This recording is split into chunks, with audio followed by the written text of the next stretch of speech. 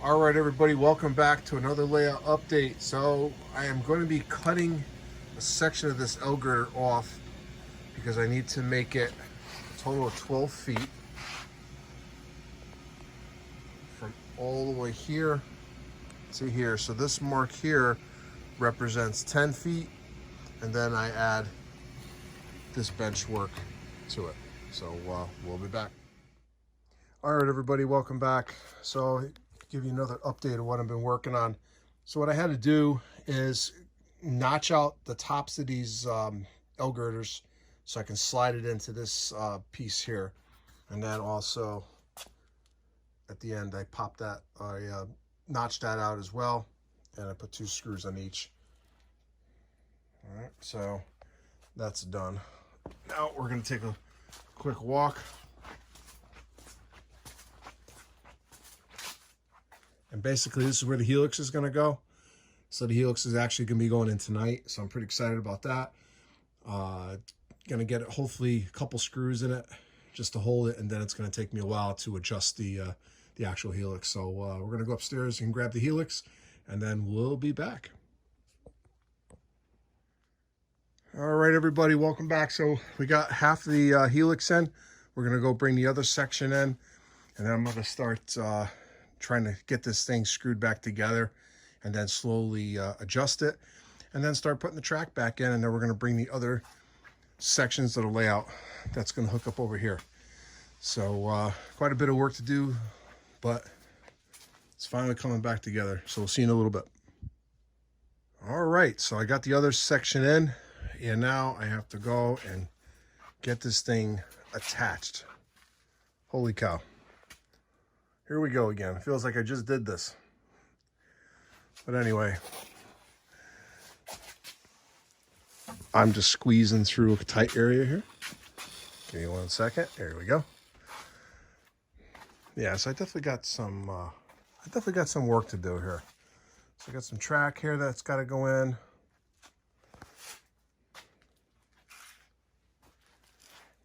And what I have to do is get this piece tied in so I can support some of this bench work here. I'm sorry, support the Helix.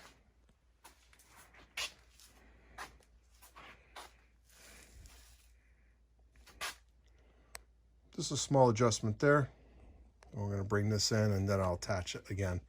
So I'm going to use the original bridge that was here. So that's going to go in. And I'm definitely going to have to refer to my pictures to help me with the some of the assembly. So I took a ton of pictures, and how ironic. I had to cut this because I had to go around the lolly column at the other place, and now the only place I can do it here is I gotta wrap it around the lolly column again, but that's okay. Not a big deal. And then once I get more stuff done, I'll show you what the plans are gonna be for this Helix. This Helix is pretty big, but pretty excited about having it. I guess the drawback of having a Helix, it takes up a lot of space in your layout, but you can definitely do a lot with it. So I'm glad I was able to save it, and hopefully I won't have too much trouble getting it back together. So let me get my drill out and start tacking some of these screws just to hold it so it doesn't collapse on me overnight. So I'll be right back. All right, everybody, so I started getting the Helix installed. I got a few screws to hold it. I'm starting to do the alignment of it now. It's definitely going to take me a little bit longer than expected, but nothing crazy, because I got tons of pictures that I took when I was taking it apart, so I should be okay putting it back together. Now, this section here is a little bit more flimsy, as you can tell, so I'm going to have to readjust all this so it all fits in the slots here. All right, so you got 1, 2, 3 slots here that's got to go in. So as you can tell, the way it's built the rest of the way, the Helix piece sits inside here and it locks in as such. So thank God this side was okay. It kept pretty much intact as I moved it. And then this side here is a little bit more flimsy, so we'll fix that. One of the things that I did find when I was taking down this layout was, it looks like in an original photo, so we'll go under the light here. This was an original photo that Bob took, and if you look closely, there's a New Haven train sitting on there going up the Helix. So soon enough, you're going to see that again. And what's nice is that it gives me a point of reference in addition to what my other photos show as well. So I'll be able to get this back together, no problem. Now, it's not going to have this sky drop on it anymore. And once I come up with the track plan, I will reveal what I'm going to be doing on top of this Helix. All right. So what else I did unexpectedly, I was able to get this section down. Now this section here, if you notice, it's curved. This section here hooks into the Helix, it butts up against it. And then if you look underneath, there's hidden staging. So what I'm probably going to end up doing is keeping this original track plan for the staging. And there was a switch here. So you can either come in off the yard, go into the Helix, or come in and go down that section of the layout. So this is actually, after looking at it, it actually gave me an opportunity to rethink a couple things, and it kind of might have solved one of the problems I was having on where I wanted to put something. So I'm not going to say too much right now because I'm still in the planning stages of the actual track plan. But what I will say is this staging yard will be active again. And this will be Waterbury Yard, so, which is going to be really cool. So, but anyway, so if you come here, you're going to see where the buildings were. What I'm planning on doing with this Homosote is, originally I was going to put all new Homosote on here, but after looking at this stuff, it's not bad. It's not damaged. It hasn't been wet or anything like that. So what I'm going to end up doing is I'm going to end up taking all the Homosote off this piece by piece, painting it both sides and on the edges, which seals it. And then I'm going to put it right back on. These sections here, what I'm going to do is just measure them out. I have Homosote, and I'm just going to cut it and just piece them in. And I have scrap from my last project I did for the manufacturers. So I'm not going to spend money on Homosote when I don't need to. There may be a height difference in thickness, but that'll be fine. I can fix that with scenery. So this is definitely going to be an interesting build, to say the least, once I get this all connected. All right, but I'm happy that I got this section in.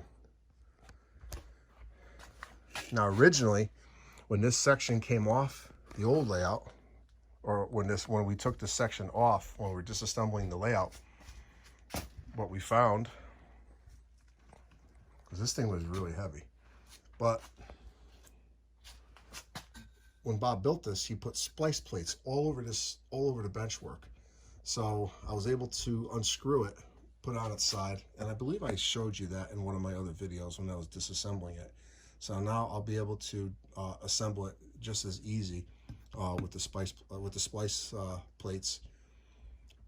And like I said, all this has splice plates underneath it. Let me see if we can see one from under there.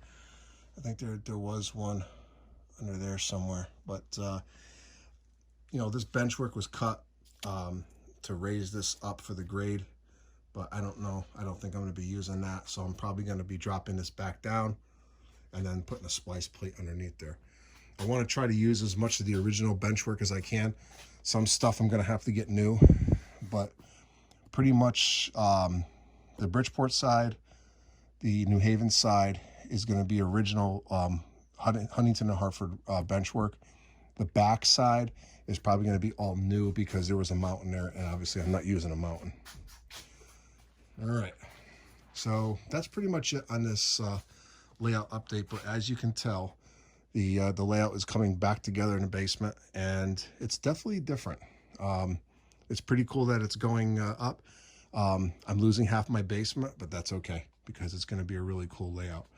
So what we're going to do now is I'm going to do a quick box opening, and that will wrap up this layout update. So I'll be right back. All right, everybody, so we're going to do a box opening now, and these are 2 more additions to my growing fleet of rail cars. Now, these are both used, but the deal was really good. I couldn't pass it up. So you got a Northern Pacific car. It's about a 40-foot box car.